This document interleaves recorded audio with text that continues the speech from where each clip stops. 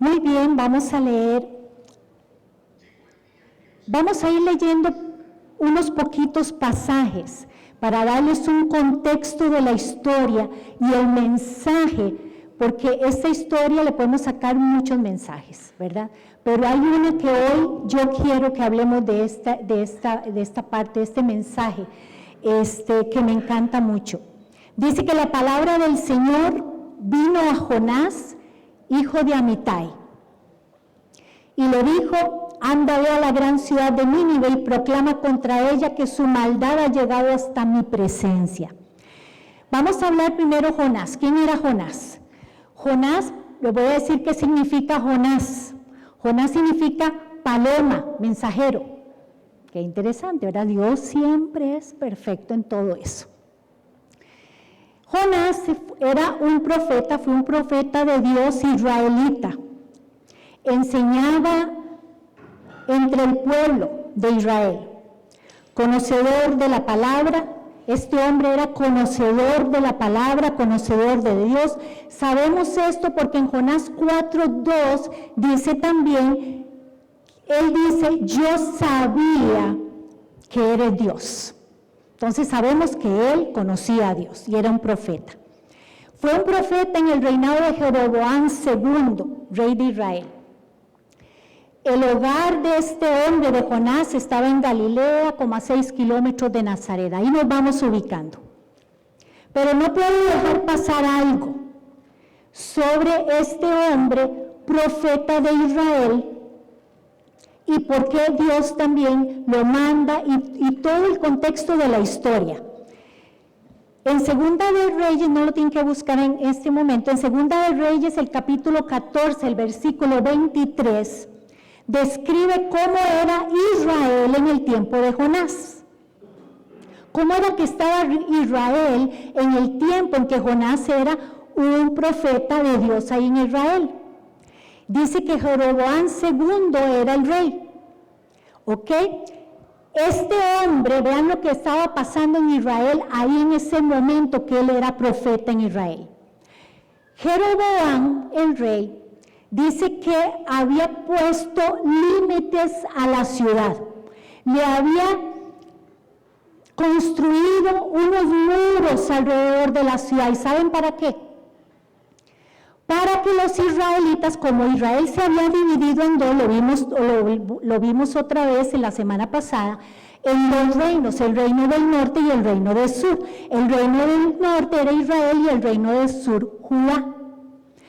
Jeroboam entonces a ese reino del norte, Israel, le había puesto unas murallas alrededor, para que los israelitas no pasaran a Judá, porque ellos no querían, este rey no quería que los israelitas adoraran a Dios, al Dios verdadero.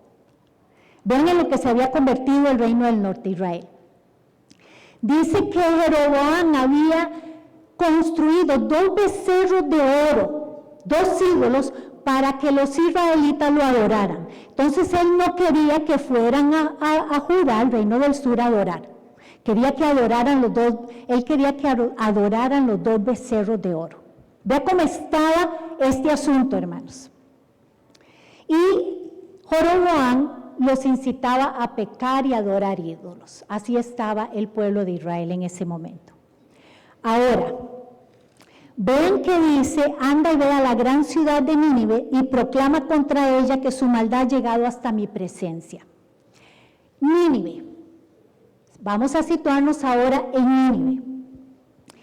Nínive, aquí la Biblia le dice, Dios es una gran ciudad. Dios mismo le está diciendo, es una gran ciudad. Y por supuesto era una gran ciudad. Era una ciudad, hermanos, majestuosa. Era una ciudad que era tan grande que se necesitaba 3 días de camino para cruzar sus calles y sus plazas. Pueden imaginarse, en alguna parte encontré ahí que era como, un historiador dice 90 kilómetros de circunferencia.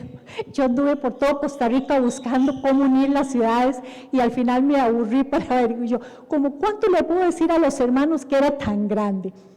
Entonces, nada más imaginémonos que era gigantesca, porque el Señor la llama que es muy grande. Era una ciudad llena de palacios espléndidos, de mucha riqueza y de mucha importancia. ¿Saben por qué digo importancia? Porque en Jonás 3:3 Dios, cuando le vuelve a decir que vaya, le dice a esa ciudad de importancia, de mucha importancia.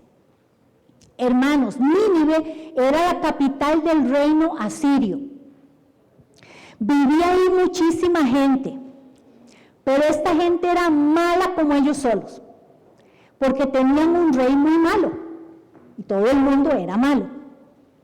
Esta gente era sanguinaria, abundaba la mentira, despojaban a otras naciones cuando las invadían y así se iban enriqueciendo, quitándole a otros las riquezas para enriquecerse. Además de que Nínive era un punto comercial importantísimo en ese tiempo del imperio. Por ahí corría mucho comercio, mucha riqueza. El rey de Nínive, o de este imperio, el asirio, era Asurbanipal. Este hombre era cruel, muy cruel.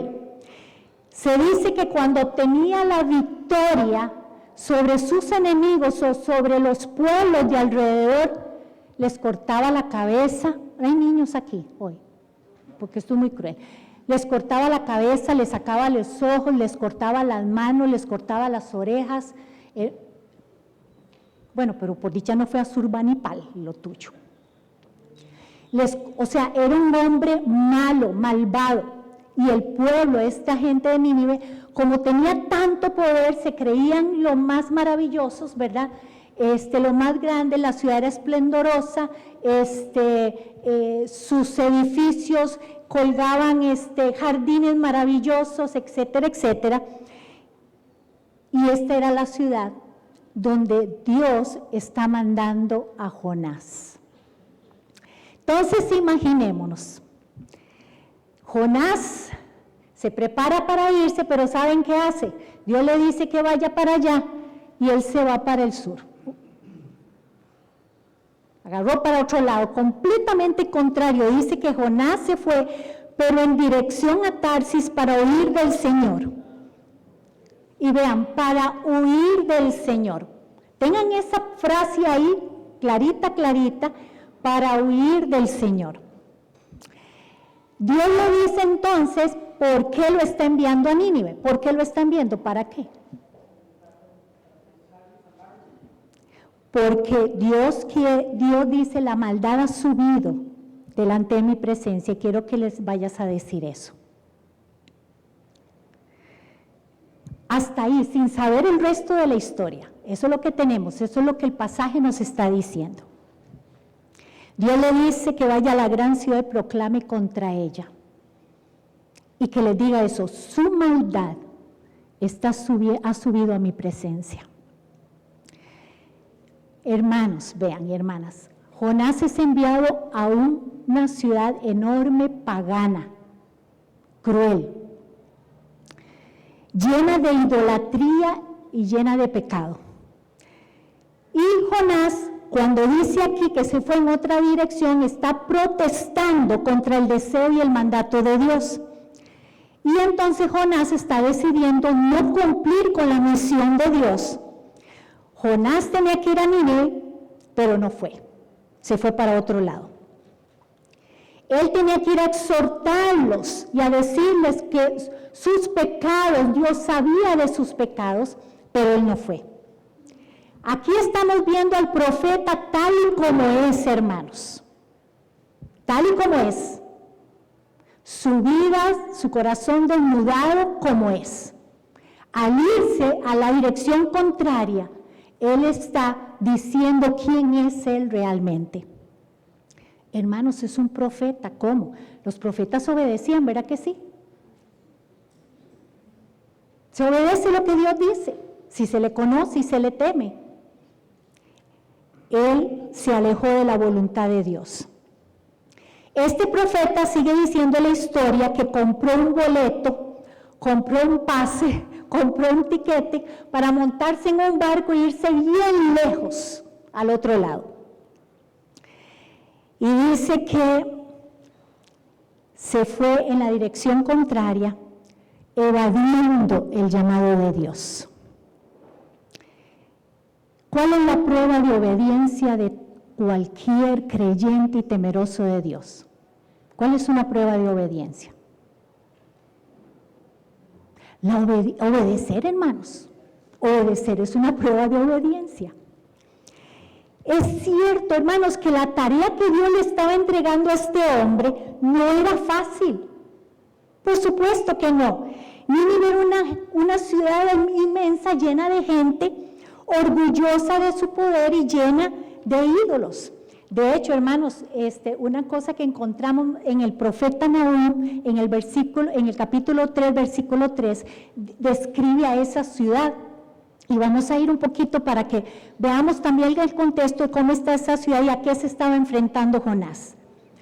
Dice Nahum,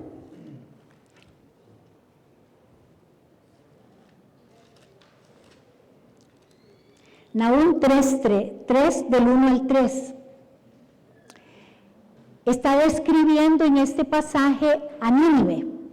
Dice, vean cómo era esta ciudad, hermanos. Ay de la ciudad sedienta de sangre.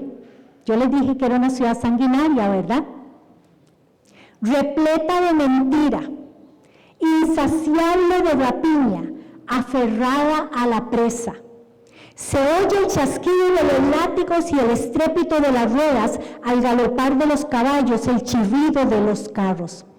La carga de la caballería, el fulgor de las espadas, el centellear de las lanzas, la multitud de muertos, los cuerpos amontonados, los cadáveres por doquier en los que todos tropiezan. Pueden ver cómo estaba esa ciudad. Y ahí lo mandó Dios. Con razón no quería ir, dice Gretel. Tenía fama esa ciudad. Tenía fama, hermanos. Era una ciudad llena de poder y de sangre, de muerte. Además también saben que era muy extraño sacar un profeta de su pueblo, de Israel, y mandarlo a una ciudad o a un pueblo pagano. Imagínense, un judío, profeta de Dios, que Dios le dice, ahora vas a ir a esa ciudad sanguinaria, está llena, hasta muertos hay en las calles, y les vas a decir esto. Era muy extraño que un profeta hiciera eso. ¿Qué estaría pensando Jonás? O sea, pongámonos en las zapatillas de Jonás. Sí, ¿qué iba qué? Que se iba a morir, por supuesto, que le iban a matar y él iba a ser uno más de sus cuerpos tirados ahí sin manos y sin pies y quién sabe qué. Si Pedro se sintió mal, hermanos, por haber sido enviado a Cornelio, un gentil, ahora imaginémonos a este profeta enviado a una ciudad de no solo uno, miles de personas. ¿Cómo se van a convertir y qué van a hacer caso y qué es lo que voy a hacer yo con ese montón de libertinos, paganos, una gente sumida en las tinieblas, cuando también ahí en Israel, de donde yo soy, hay un montón de gente dura de corazón, haciendo un montón de barbaridades, adorando a un becerro, y ellos que se supone que conocen, ¿cómo voy yo a lidiar con esta ciudad de cientos de miles de personas? Jonás dudó de tal manera, hermanos, que algo podía cambiar en la vida de esta gente que desobedeció a Dios. Era como si él estuviera diciendo, imaginémoslo. Entonces, ¿qué? ¿Debo ir yo a esa ciudad tan importante, tan principal, capital del imperio asirio? Esta gente que pisotea la tierra. Tengo que ir yo a un desconocido, donde nadie me conoce, y decir un mensaje que va a levantar un enojo tal, un odio, que me van a matar. Decirles y llegar a esa ciudad y decirle, vean, ustedes son unos malvados, todos son unos pecadores. Ya esa maldad de ustedes, esa cortadera de cuerpos, esa cosa tan terrible, ya llegó a la presencia de Dios y lo que va a hacer Dios es un juicio aquí. ¿Cómo voy yo a ir a decir semejante cosa? Hermanos, si el pueblo escogido era de corazón duro, ¿cómo él iba a lidiar con esta gente? Estaban ciegos en extremo y no conocían al Dios verdadero. Estaban sumidos en las tinieblas. Jonás dudó de tal manera que entonces desobedeció a Dios. Y Jonás al final puede estar diciendo, ¿cómo me van a recibir? Como dijo aquí Diego, me van a matar. Y entonces, por supuesto, decidió no ir. Pero además de decidir no ir, decidió irse muy lejos de Dios. Muy lejos. Ay, hermanos. Yo creo que a Jonás se le olvidó algo. Él era conocedor de Dios, ¿verdad? Conocedor de su palabra. A Jonás se le olvidó el Salmo 139:7. ¿A dónde huiré de tu presencia? Se le olvidó. Él pensó que sí podía huir y que Dios no lo iba a encontrar nunca. En el capítulo 1, el versículo 4 al 12, hermanos. Capítulo 1, el versículo 4 al 12. Pero el Señor lanzó sobre el mar un fuerte viento y se desencadenó una tormenta tan violenta que el barco amenazaba con hacerse pedazos. Los marineros, aterrados y a fin de aliviar la situación, comenzaron a clamar cada uno a su Dios y lanzar al mar lo que había en el barco. Jonás, en cambio, que había bajado al fondo de la nave para acostarse, dormía profundamente. Vamos a dejar un momentito ahí. Entonces Dios provoca un viento. Vean, Dios provoca un viento. Dios prepara un viento. Dios prepara una tormenta. Dios prepara que las aguas sean peligrosísimas y que esta gente dice, Dios lo hace. ¿Y dónde está Jonás? Durmiendo.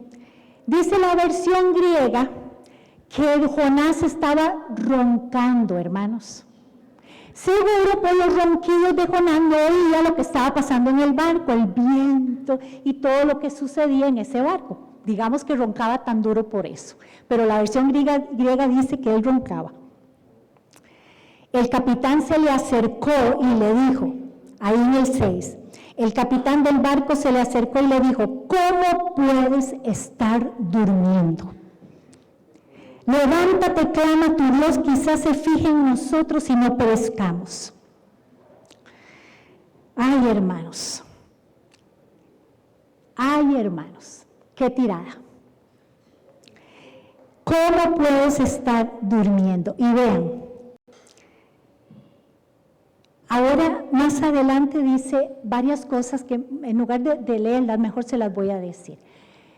Estos marineros, en todo lo que va la historia, podemos ver a esta gente tratando de salvarse, clamando a su Dios, y el que se supone que debería estar haciendo, no lo está haciendo.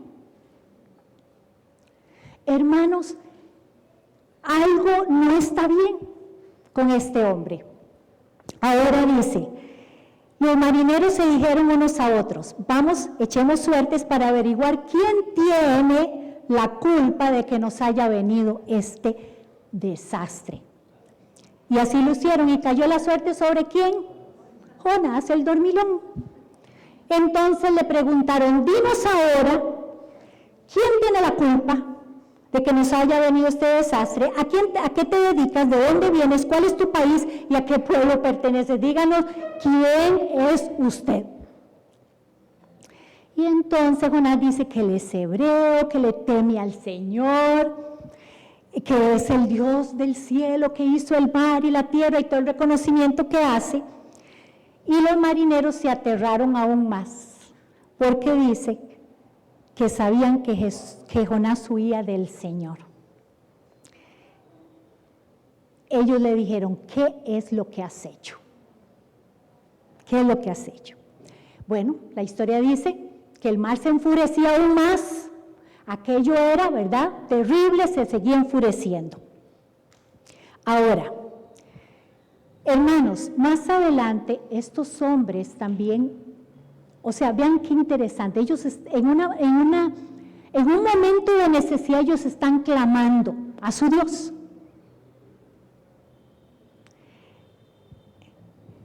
Hermanos, qué ironía, que haya creyentes que en un momento de necesidad clamen y se comportan mejor que los cristianos. Ellos clamaban a su Dios en ese momento y Jonás solo dormía, no le importaba nada.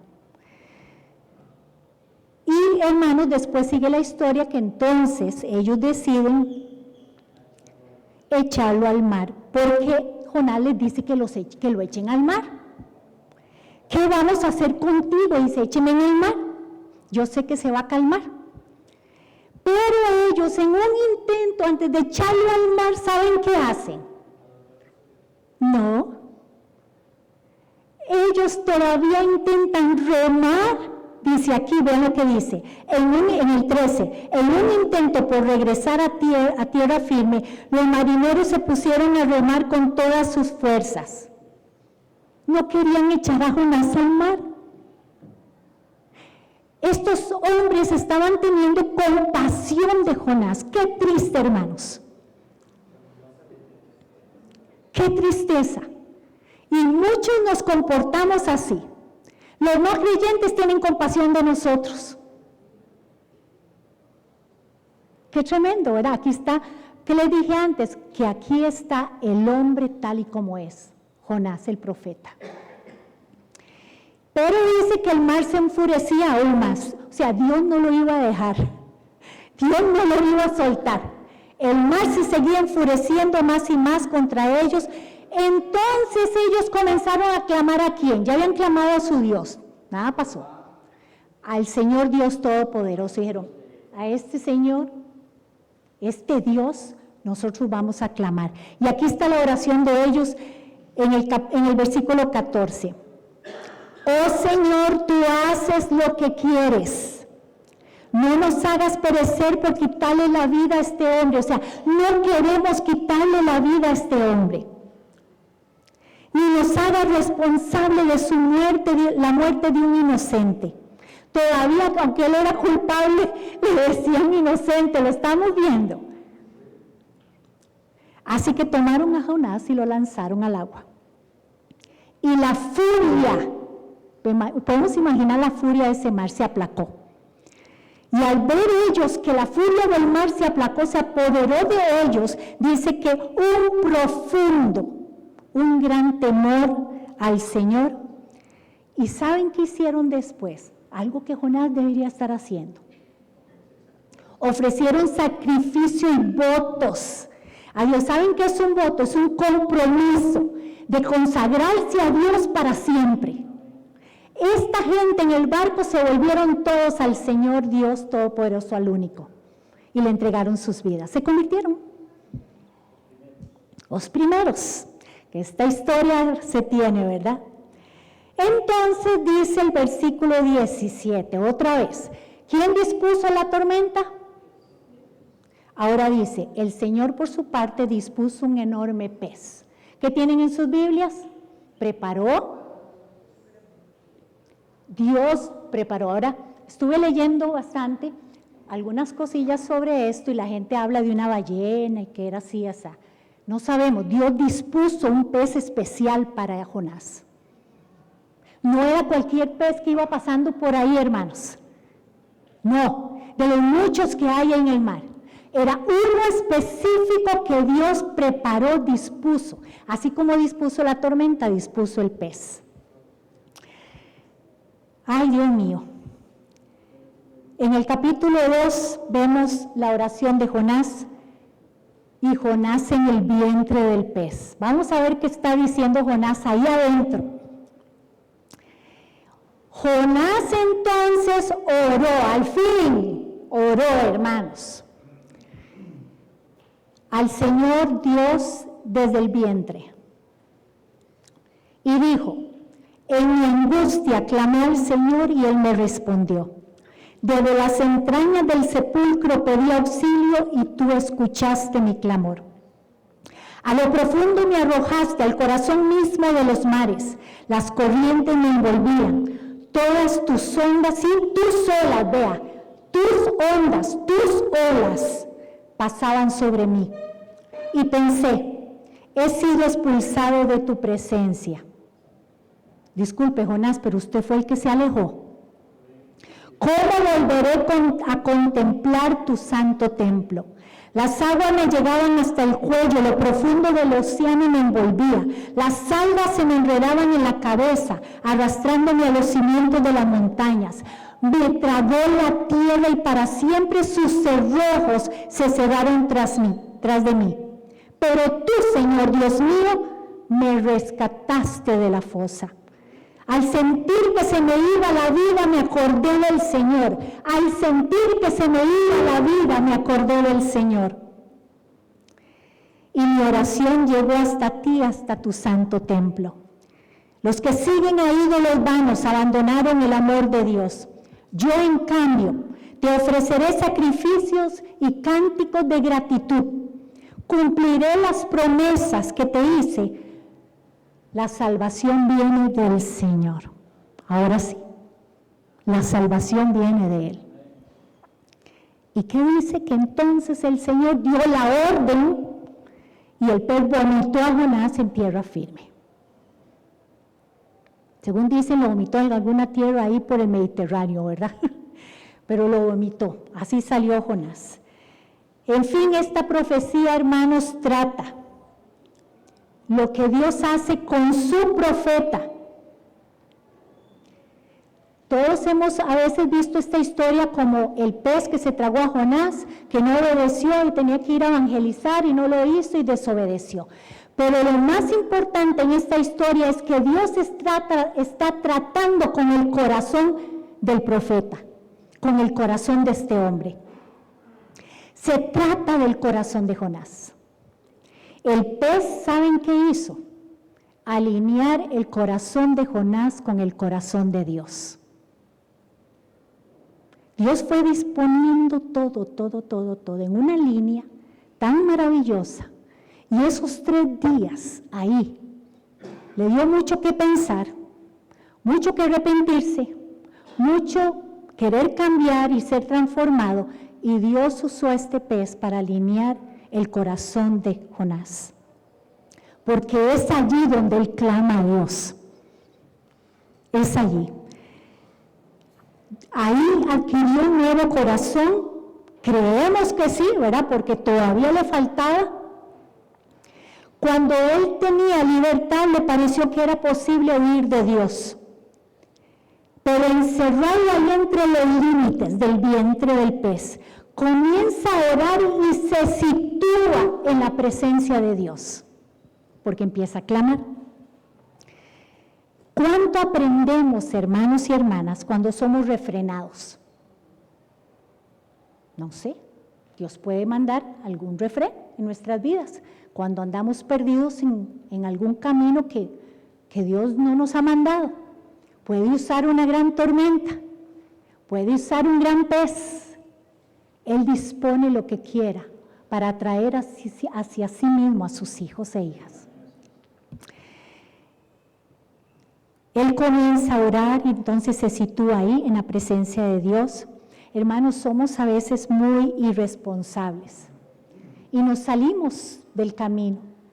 Y Dios, como un gran Padre, usa todo lo que a Él le parezca para traernos, para que tengamos entendimiento de quién es Él verdaderamente. Jonás en la oración dice que las entrañas del pez eran como un sepulcro, y en ese estado de desesperación, esperando morir, entonces él clama. Vamos a ir a Jeremías, busquemos Jeremías 17, 9 al 10. Jeremías 17, del 9 al 10.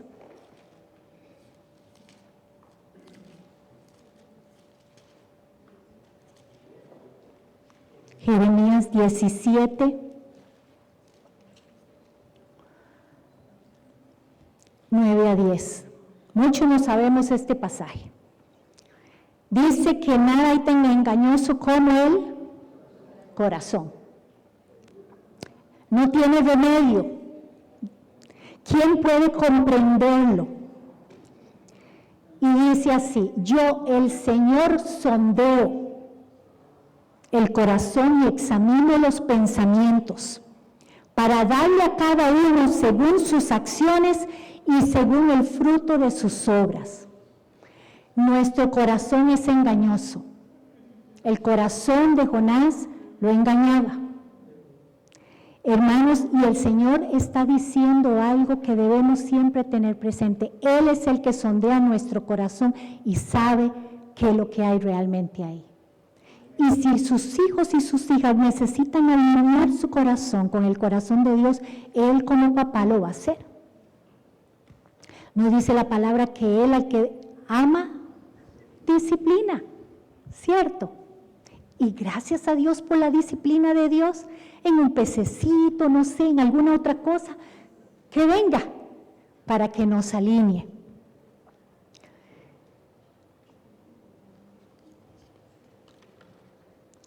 Salmo 51, 17.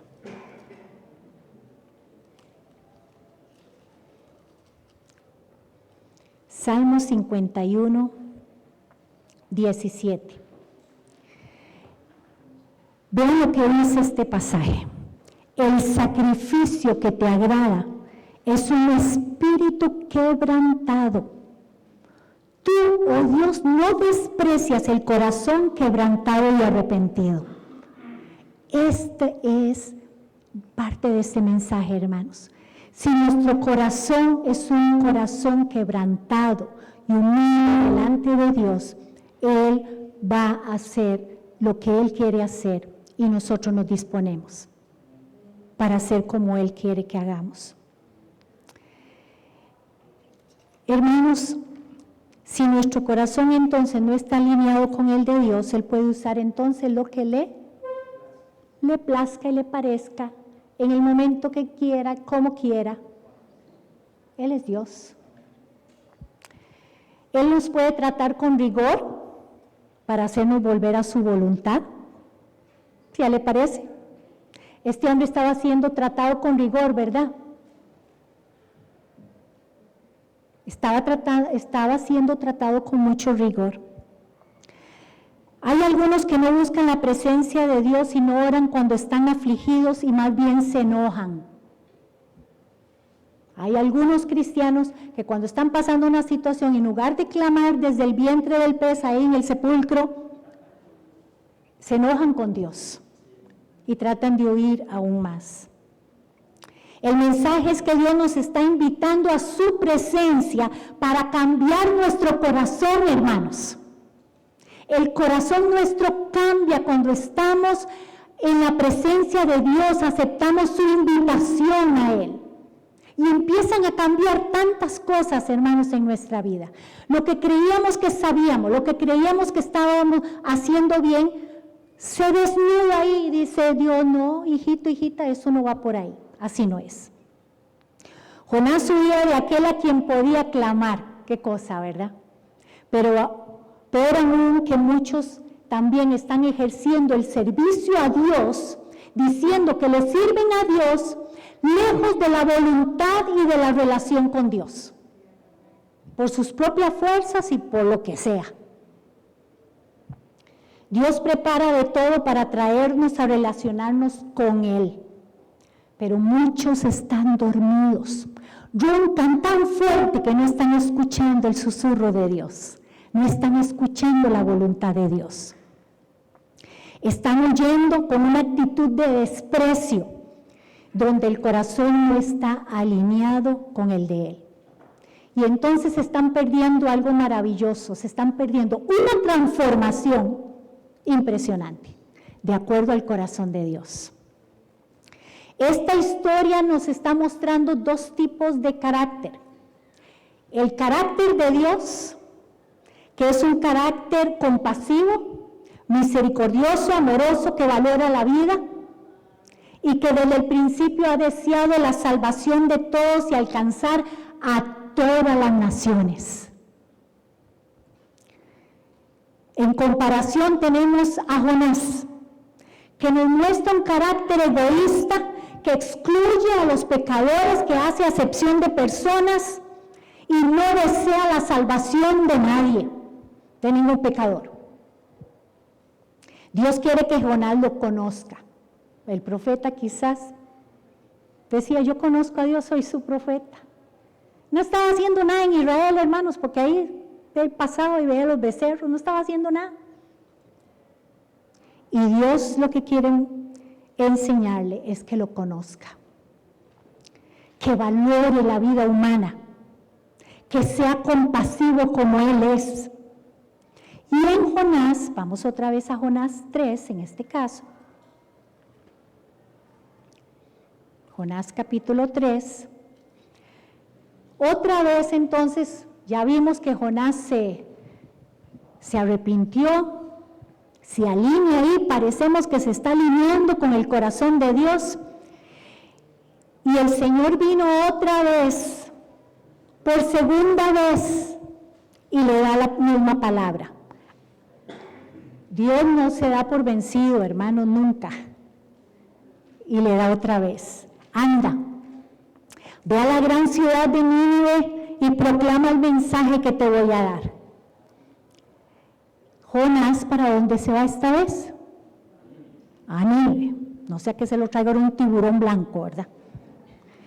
Conforme al mandato del Señor. Ahora bien, Nínive dice otra vez que era una ciudad grande y de importancia.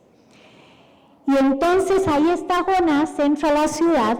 ¿Se acuerdan que se duraba como 3 días para recorrer plazas y calles? Entonces imagínense a este hombre por 3 días diciendo esto: dentro de 40 días Nínive será destruida. Caminando por todo lado y toda esta gente escuchando. Pero, hermanos, pasó algo impresionante y maravilloso, un milagro.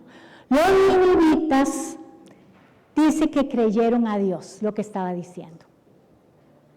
Proclamaron ayuno y desde el mayor hasta el menor se vistieron de luto en señal de arrepentimiento. No solo eso, hermanos, el rey de ellos, de Nínive, se enteró del mensaje también. Y dice que se levantó de su trono, se quitó el manto real, se hizo duelo y se cubrió de cenizas, porque así lo hacían en ese tiempo, y mandó que se pregonara todo esto en la ciudad de Nínive. Vean esta declaración del rey. Ninguna persona o animal, ni ganado, lanar o vacuno, probará alimento alguno, ni tampoco pastará ni beberá agua. Al contrario, el rey ordena que toda persona junto con sus animales haga duelo y clame a Dios con todas sus fuerzas. O sea, pongan a todas las ovejitas, todas, y todos clamen y bramen y digan al Señor. Ordena a sí mismo que se conviertan de su mal camino y de sus hechos violentos. ¿Quién sabe?, dice el rey. Tal vez Dios cambie de parecer y aplaque el ardor de su ira y no perezcamos. Hermanos, el rey puso todo el mundo a ayunar, a clamar, y todos se convirtieron. Y dice que Dios, al ver esto, que se habían convertido de su mal camino, cambió de parecer. Ya son las 12. ¿Apenas voy por la introducción?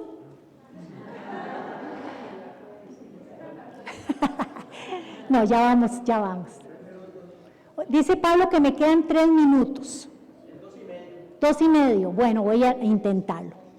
Y dice que entonces Dios cambió de parecer y no llevó a cabo la destrucción. Hermanos, del 5 en adelante, dice que Jonás salió a acampar para quedarse ahí viendo, acampando, ver la ciudad que pasaba con ella. Y en la historia vemos que él hizo una enramada para estar ahí.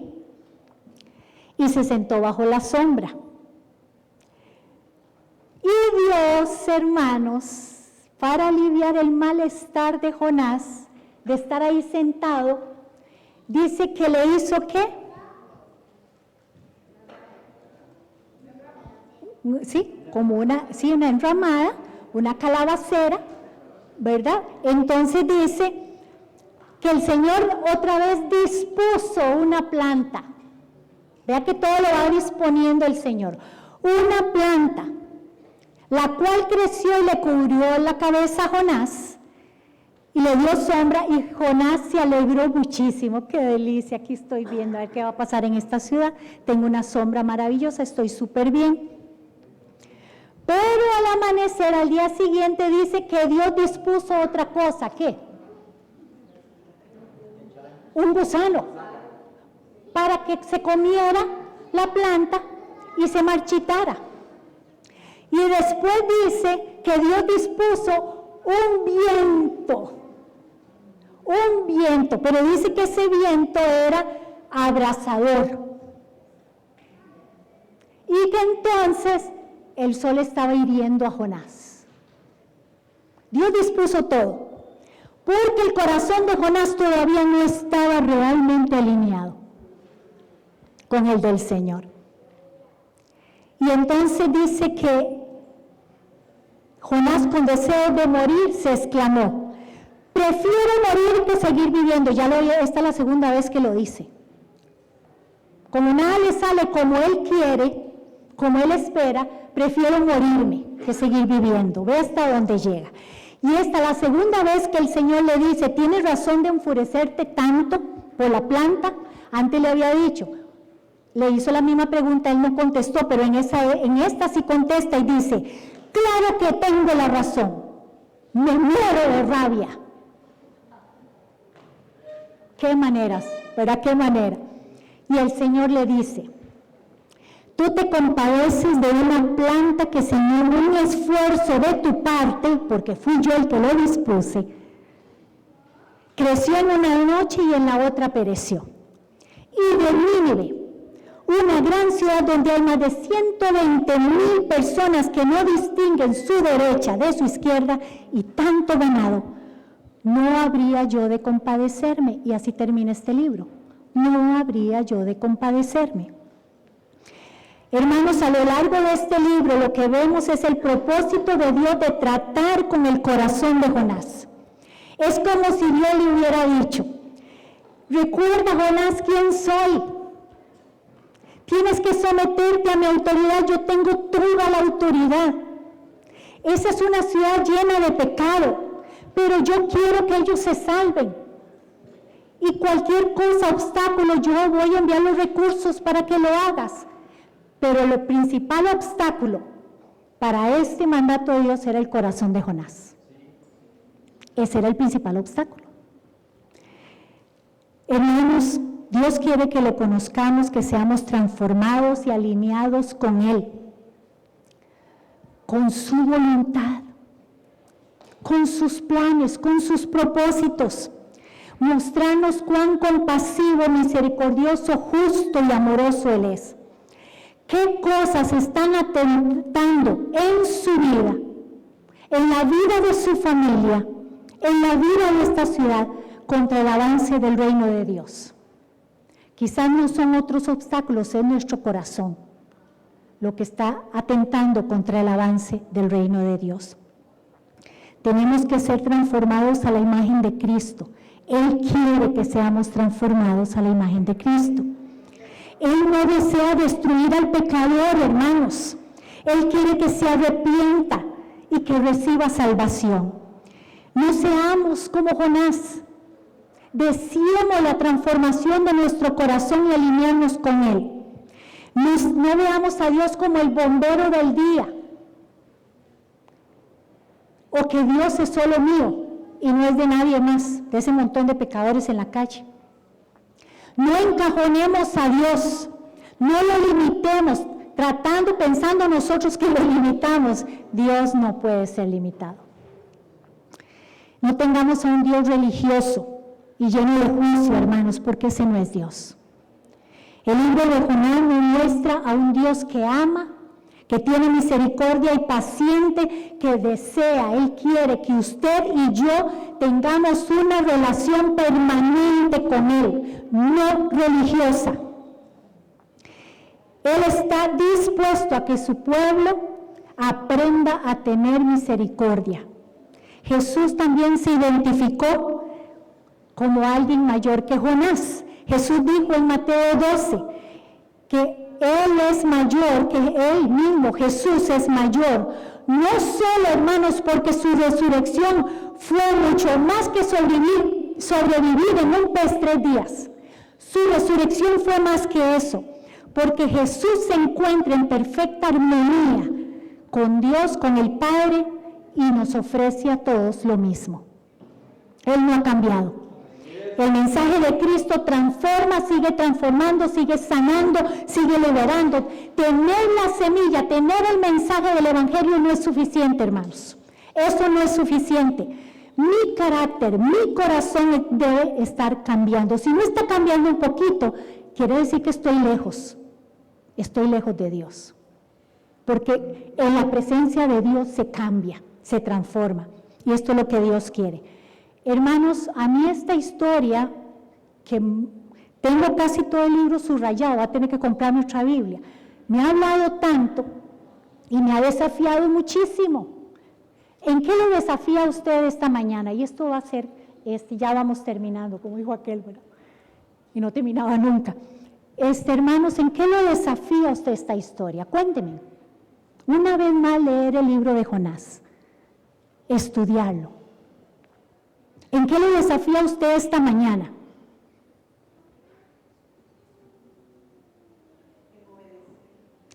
Obedecer. No guardarse. Mario. En medio de la prueba, ok.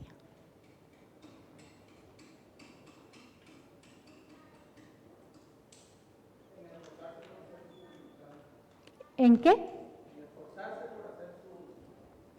Hermanos, el mensaje de hoy, porque siempre hemos visto obedecer, no dejarse el mensaje, alineémonos con el corazón de Dios. Dios trata con el corazón de sus hijos. Eso se trata también este mensaje. Esta es una de las partes muy importantes. Si Dios dispuso cada cosa, era para cambiar el corazón de este hombre. Estaba lleno de egoísmo, estaba lleno de falta de amor, de falta de compasión. Dios quería que lo conociera como el Dios compasivo que Él es, que no hace acepción de personas, que ama. Hermanos, el desafío para mí, esta vez, fue a conocerlo y entender lo que Él es Dios, que es compasivo, amoroso, misericordia, que Él es tardo para la ira, que Él desea cambiarme y también los quiere cambiar a ustedes. Y no va a terminar esto nunca hasta que Dios lo llame a la vida eterna. Amén. Entonces, pongámonos las pilas con esto. Hay un poema que escribió Tomás